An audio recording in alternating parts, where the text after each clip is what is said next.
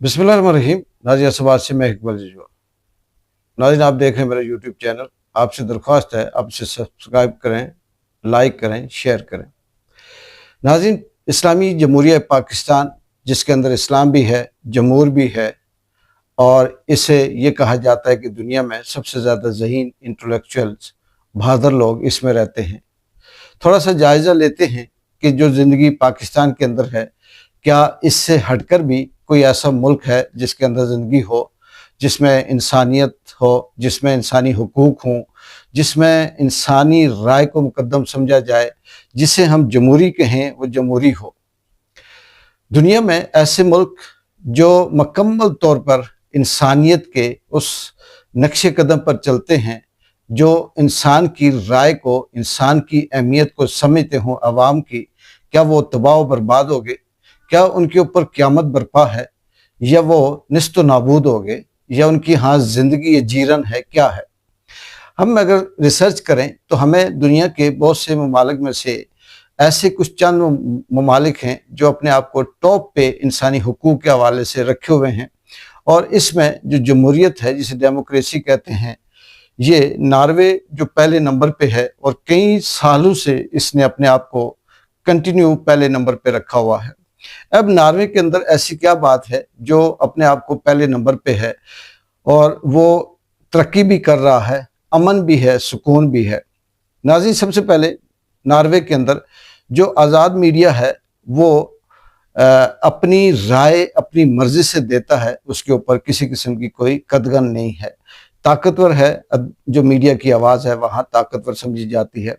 अदलिया है, शफाफ सियासत है और अदलिया के अंदर किसी किस्म की कोई मुदाखलत नहीं है, बल्कि आप ये कह सकते हैं कि वहाँ पर जो फैसले होते हैं वो एक चपरासी से लेकर आखिरी जो स्टेट का नुमाइंदा होता है उस तक को बराबर समझा जाता है। सियासत में पैसा या फौजी मुदाखलत न होने के बराबर होती है और किसी किस्म की वहाँ पर कोई ख़रीदो फरोख्त नहीं होती, मारा नहीं जाता, उठाया नहीं जाता, इंसानों को ख़रीदा नहीं जाता। अवामी जो राय है, अवामी जो शमूलियत है, इसको बहुत अहमियत हासिल है। दूसरे नंबर पर नाज़रीन स्वीडन है। स्वीडन के अंदर भी मीडिया आज़ाद है, अदलिया मुकम्मल तौर पर आज़ाद है, हुकूमत अवामी इदारों की मशरत से चलती है, करप्शन न होने के बराबर है और हर फैसला अवामी मुशावरत से किया जाता है। आगे चलते हैं, फ़िनलैंड है तीसरे नंबर पर। दुनिया की सबसे आज़ाद मीडिया में शामिल होता है फ़िनलैंड का मीडिया और तालीम याफ्ता लोग हैं, बहुत फ़हाल सिविल सोसाइटी, हर शहरी के राय को अहमियत दी जाती है, रिश्वत या मुदाखलत का कल्चर नहीं है। नाज़रीन बाद में फिर इन सब को मिलाकर एक तजिया आपके सामने रखेंगे। चौथे नंबर पे न्यूजीलैंड है और न्यूजीलैंड के अंदर भी अदलिया आज़ाद है, फ़ौज सियासत से दूर है, मीडिया बेबाक और शफाफ है, वज़ीर-ए-आज़म अवामी दबाव पर फौरी इस्तीफ़ा भी दे देता है और सियासी रवादारी नुमायाँ है। पाँचवें नंबर पे कनाडा है और कनाडा में भी अदालती खुद मुख्तारी है, मीडिया आज़ाद है, फ़ौज एजेंसियों से दूर है और एजेंसियां, फ़ौज, इदारे सियासत से अलग अपने अपने दायरे में काम करती हैं। इंसानी हुकूक के लिए महफूज तरीन समझा जाता है और कानून वहाँ पे मजबूत है। छठे नंबर पे स्विट्ज़रलैंड है और बराह रास्त जमहूरियत की सबसे मजबूत मिसाल कई कौमी फैसले रेफरेंडम से अवाम करती है और हुकूमत महज इंतज़ामी हैसियत में अपने आप को चलाती है। ये चंद वो ममालिक हैं जो टॉप लेवल के इंसानी हुकूक के हवाले से, जमहूरियत के हवाले से आते हैं। इससे हटके और भी बहुत से ऐसे हैं जिनमें थोड़ी बहुत ही ऊपर ऊंच नीच हो सकती है, जैसे चाइना है, जापान है, बरतानिया है, अमेरिका है और भी है। बहुत से ऐसे लोगों के सवाल होते हैं कि चाइना में ये हो रहा है, जापान में ये हो रहा है, अमेरिका में ये है, वहाँ पर ये भी चोरियां हैं, ये भी डाके हैं। बात चोरियों डाकू की नहीं हो रही, बात हो रही है कि वहाँ के जो इदारे हैं, जो स्टेक होल्डर हैं, जो एंटिटीज़ हैं, वहाँ की मीडिया किस लेवल पे काम करती है, कितनी आज़ाद है।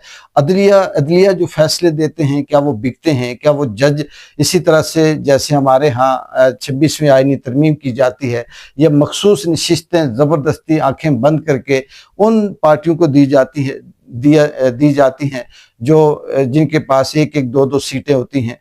इसी तरह से जो उनके यहाँ चोरी डाका दूसरी तीसरी करप्शन हो, कहीं ठेके अगर 2 नंबर किए जाएं तो उन्हें बाकायदा कानून के मुताबिक सजा दी जाती है। लेकिन बदकिस्मती ये है कि हमारा इस्लामी जमहूरिया पाकिस्तान, जिसके अंदर जिंदगी से सांस लेने का नाम है, जिसके अंदर जिंदगी बददुआएं देने का, तड़प तड़प कर जीने का नाम है, जिसके अंदर जिंदगी लाश बेशऊर और अजीब किस्म की हैसियत का नाम है, यहाँ पर ना तालीम है, ना सेहत है, ना इंसान है, ना इंसानी हुकूक है। पाकिस्तान के अंदर 25 करोड़ अवाम में से टोटल 2500 लोग ऐसे होंगे जो अपने आप को इंसान भी समझते हैं, जो इंसानी हुकूक के अलम बरदार भी समझते हैं, जो अपने आप को सब कुछ समझते हैं। वो ये कहते हैं कि खुदा भी हम हैं, राज़िक भी हम हैं, मौत भी हम देते हैं, ज़िंदगी भी हम देते हैं। अजीब सी कैफियत है इस मुल्क में। 70 सालों से किसी एक इदारे ने भी, किसी एक एंटिटी ने भी, चाहे वो अदलिया हो, चाहे वो जजेस हों, चाहे वो ब्यूरोक्रेट्स हों, चाहे वो सियासी जमातें हों, स्टैब्लिशमेंट हो या मीडिया हो, किसी ने भी सबक नहीं सीखा।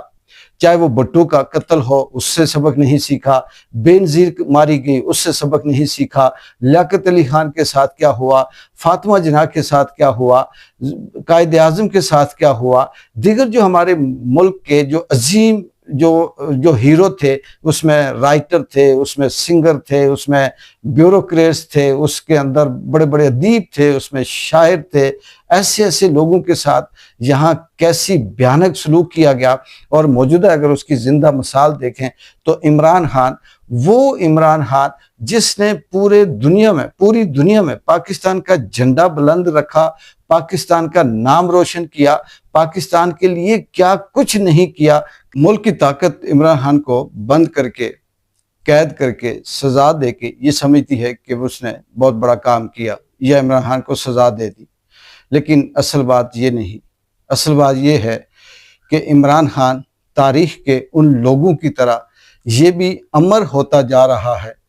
अब चाहे वो उसे रिहाई मिले या ना मिले, जो स्टैब्लिशमेंट है, जो पाकिस्तान के अंदर सियासी जमातें हैं, अब इसके अंदर पीटीआई भी शामिल है, इसके अंदर मीडिया भी शामिल है, इसके अंदर दीगर जो स्टेक होल्डर्स हैं वो भी शामिल हैं। इन सब का एक ही नज़रिया है, एक ही सोच है कि इमरान खान को अपना बाहर आने देंगे और ना किसी किस्म की उसके ऊपर आसानी करेंगे, यहाँ तक कि अल्लाह ताला इन सब के मंसूबों को नाकाम करे। ये सोचते हैं कि इमरान खान अब वहाँ से डेड होकर बाहर आएगा। ये तारीख उठाएं तो तारीख में वही शख्स अमर हुआ जिसने हक और सच की जंग लड़ी, और हक और सच की जंग में तारीख में नाज़रीन हमेशा बहुत कम लोग होते हैं, बहुत महदूद लोग होते हैं, और फतह उनकी होती है। पाकिस्तान में बदकिस्मती ये है कि हमने तारीख के अंदर मीर जाफ़र और मीर सादिक का जो करैक्टर पढ़ा था, इस करैक्टर में हम ये समझते थे कि शायद ये कोई 2 बंदे हैं जो सिर्फ और सिर्फ गद्दारी करते थे या बात इधर की उधर करते थे। लेकिन मौजूदा दौर में हमें ये पता चला कि ये मीर जाफ़र और मीर सादिक करैक्टर क्या है। हमेशा मीडिया से उठकर, ब्यूरोक्रेट से, सियासतदानों से, अदलिया से, जजेस से, वकला से, जितने भी इस मुल्क के अंदर सरमायादार हो गए या दीगर जो शोबे हैं वो हो गए, तंजीमें होंगी, ह्यूमन राइट्स हो गए, दीगर जितने भी ऐसी चीज़ें जो किसी मुल्क के अंदर काम करती हैं, वो सारी की सारी उस तरह से ब्लैकमेल होकर उस पलड़े में, उस ग्रुप में खड़ी हो जाती हैं, शामिल हो जाती हैं, जिस ग्रुप का काम है मुल्क के अंदर लूट मार करना, तबाही करना, बर्बादी करना। और सबक इसलिए नहीं सीखते कि इनके अंदर इनकी जो डीएनए है, इस पाकिस्तान की अवाम का जो डीएनए है, ये सिर्फ और सिर्फ अपनी मुफाद की खातर ये जीते हैं, अपनी मुफाद की खातर लिखते हैं, अपनी मुफाद की खातर बोलते हैं, अपने मुफाद की खातर सियासत करते हैं। आज अगर नाज़रीन नून लीग की सारी जमात को इसी तरह से नाअहल कर दिया जाए, नून लीग वालों पे पाबंदी लगा दी जाए, तो आप नून लीग के मरियम नवाज से लेकर वो खाजे माजे, गांजे, रांझे, ताड़र, मारर जितने भी हैं, इनसे आप ऐसी ऐसी बातें सुनेंगे कि आप हैरान होंगे कि ये भी ये बातें जानते हैं। आप इस वक्त ये जो जेदे मेदे हैं, ये जो मंसूर वगैरह हैं, ये जो दूसरे वड़ाई शड़ाई हैं, इनके ऊपर इनकी नौकरियां छीन लें, फिर आप देखिएगा ये कैसे कैसे बोलते हैं, कैसे कैसे लिखते हैं। बंदा सोचता है कि यार सारे इंसानी हुकूक इन्हें पता है, सारी कानून की किताबें इन्होंने पढ़ी हुई हैं, अभी सिर्फ और सिर्फ इसलिए ये चुप हैं कि एक तो ये ब्लैकमेल हैं, एक तो ये अयाशी के अड्डे हैं। क्योंकि जब भी इनको कोई ताकत इस्तेमाल करती है तो सबसे पहले ये इन्हें उस बंद कमरे में ले जाती है जहां पर ये अयाशी करते हैं, वीडियो बन रही होती है, फिर इन्हें ब्लैकमेल किया जाता है, फिर इन्हें प्लॉट दिए जाते हैं, फिर इन्हें पैसे दिए जाते हैं। अगर इन सबको असली औकात पे लेके आ जाए तो ये सारे के सारे सड़कों पे भीख मांगने वाले हो जाएं। मरियम नवाज को अगर आप अपनी औकात पे छोड़ दो, या नून लीग को हो गया, या पीपल्स पार्टी होगी, सिंध के अंदर क्या जुल्म हो रहा है, अगर इनको इस मेरिट पे लेके आए तो ये सियासत तो दूर की बात है, ये काउंसलर के लेवल पे जो थड़े पे बैठकर आम ड्राइवर कंडक्टर सियासत के ऊपर बहस करते हैं, ये वो भी नहीं कर सकते। लेकिन इस मुल्क का अलमिया ये है कि ये अवाम को इतना बेबस कर रहे हैं, इतना मजबूर कर रहे हैं, इस हद तक फ्रस्ट्रेट कर रहे हैं कि इन्हें जो ये समझते हैं कि हमने इनको रोटी के चक्कर में लगा रखा है, इनको जिंदगी के चक्कर में लगा रखा है, इन्हें अपनी जिंदगी गुजारने की फिक्र में हमें डाल रखा है। लेकिन ये फिक्र, ये रोटी का चक्कर, ये सब कुछ ब्लास्ट होगा और उस वक्त शायद कहीं हमारी अगली नस्लें इस इनकलाब को देखें या इस अजाब को देखें। अभी तो इनकलाब की बात नहीं कर सकते, अभी हम सिर्फ अजाब की बात कर सकते हैं। इस मुल्क के अंदर कैसे कैसे जुल्म होते हैं। जो 9 मई के केसेस में जो लोग, जो नौजवान, जो बच्चे, जो बच्चियां, जो लोग बंद हैं, वो बाहर निकलते हैं तो मर जाते हैं। किसी को कोई कैंसर होता है, किसी को कोई बीमारी होती है, पता नहीं क्या दे देते हैं खाने में, और फिर कैसी उनकी माएँ उनके आगे तड़पती हैं। फ्लड से मरे तो ये सियासत करते हैं, बिजली से मरे तो ये सियासत करते हैं, भूख से मरे तो ये सियासत करते हैं।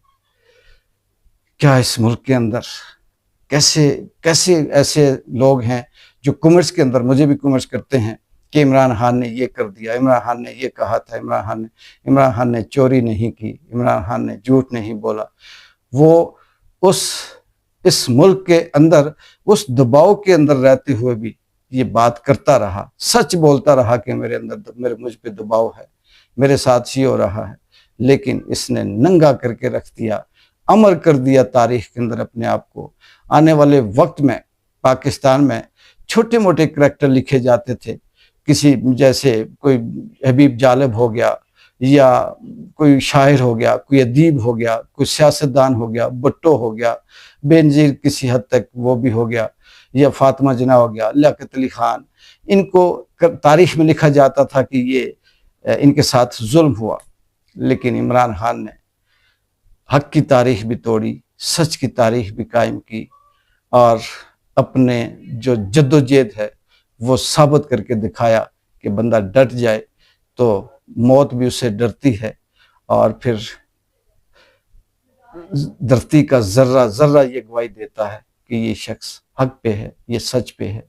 अफसोस के इस 25 करोड़ में से कुछ 100 लोग भी अगर दयानतदार निकल आते, कुछ 100 लोग भी ऐसे होते जो स्टेक होल्डर, जैसे मैं जजेस के हवाले से बात कर रहा हूँ, मीडिया के हवाले से, ब्यूरोक्रेसी के हवाले से, लेकिन जुल्म की हद है कि पंजाब असम्बली के अंदर बजट की तकरीर कर रही थी महारानी साहिबा, तो पाकिस्तान तहरीक इंसाफ के जिन MNA-MPA ने एहतजाज किया दौरान तकरीर, उन्हें मुअत्तल कर दिया, उन पे पाबंदियां लगा दी।